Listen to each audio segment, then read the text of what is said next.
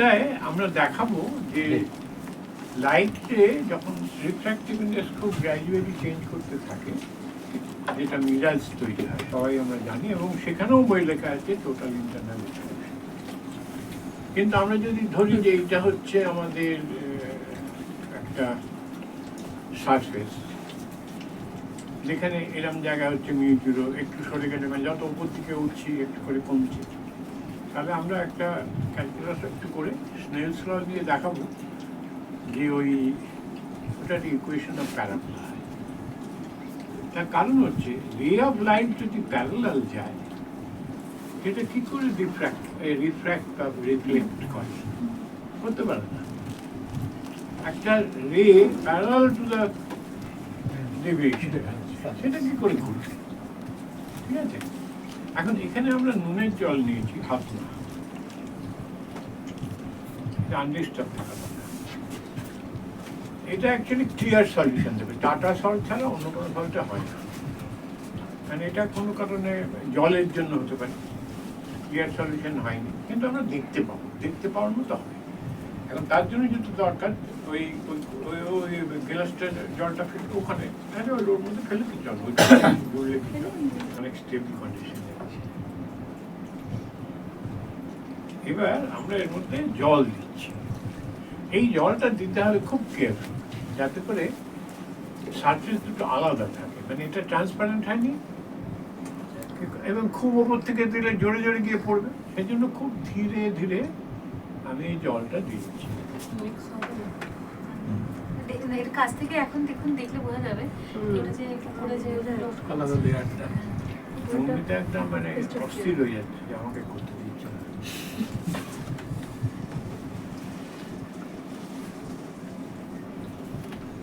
এদিকে হচ্ছে যে জল আর সল্টের একটা ডিফিউশন হচ্ছে, ডিফিউশন হয়ে ওই কন্ডিশনটা চলে আসছে যে এখন আমরা যদি বাইরে থেকে দেখি, আমরা দেখতে পাবো যে নুনের জলের সঙ্গে একটা লেয়ার তৈরি হয়েছে আলাদা।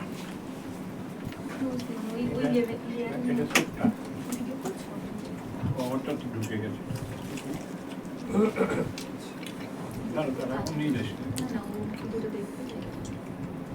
হ্যাঁ, দেখা যাচ্ছে। আচ্ছা, এইবার আমরা দেখছি এটা দেখ এত খোলা থাকে, এই উপরে জল দিয়ে নিলে পরিষ্কার দেখা যাচ্ছে, কিন্তু এই যে রেটা কিন্তু বেঁকে যাচ্ছে, সামান্য হয়েছে। আমি যদি এরকম করে দিই তাহলে এখান দিয়ে বেরোচ্ছে না, এটা একটু মুশকিল। একদম রেটে যতক্ষণ না বেরোবে একটু বেন্ড করছে, তাও বেন্ড করছে না। এটা কিন্তু টোটাল ইন্টারনাল নয়, এইটা টোটাল ইন্টারনাল। টোটাল ইন্টারনালে শার্প বেন্ড হচ্ছে, আর এইটা হচ্ছে জাস্ট নিচে, আমি হরাইজন্টাল দিয়েছি, এটা নিচে নেমে যাচ্ছে। আমি টর্চ ধরেছি এরকম, এটা কিন্তু নিচে নেমে যাচ্ছে, নিচে নেমে যাচ্ছে, ব্যাকাটা দেখতে পাচ্ছি। হ্যাঁ, মানে বোঝা যাচ্ছে যে এইখানের গ্যাপটা এইটুকুনি, এই পাশের গ্যাপটা এত, ওটা দেখা যাচ্ছে। স্যার এমনও তো হতে পারে আপনার টর্চটা ধরা ওরকম হয়েছে, তাই এরকম। আমি ধরুন না একদম পারপেন্ডিকুলার দিস,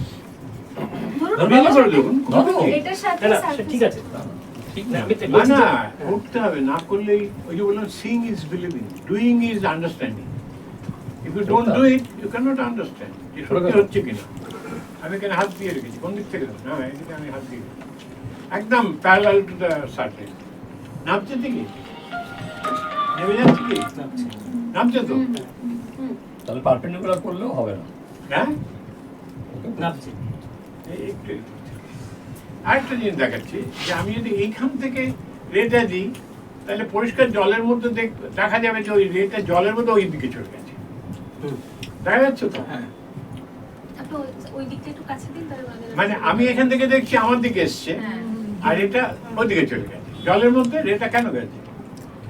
এই পাশ থেকে আবার দুটোই দেখা যাচ্ছে, এদিকেরটাও দেখা যাচ্ছে, এদিকেরটাও দেখা যাচ্ছে, আর মাঝখানে যেটা নামছে ওটাও দেখা যাচ্ছে। হ্যাঁ, দুটোই দেখা যাচ্ছে, তিনটে দেখা যাচ্ছে অ্যাকচুয়ালি। হ্যাঁ, উপর থেকে দেখলে দুটো, এইখান থেকে দেখলে তিনটে দেখা যাচ্ছে। সে জলের কেন হচ্ছে না? সে জলের আরেক পিলার ওয়াটারের আরেক সবই একই জিনিস, এটা অ্যাপারেন্ট ডেপথ, রিয়েল ডেপথ হচ্ছে, মানে অ্যাকচুয়ালি যাচ্ছে আমার নিচে দিয়ে, কিন্তু because of thickness of this and having a mu, তার ফলে এটা এগিয়ে গেল। এটা অ্যাপারেন্ট ডেপথে দেখছি আমরা, ঠিক আছে? সুতরাং এটা ঠিক ভালো হলো না, কিন্তু এরকম হয়, একদম এরকম হয়।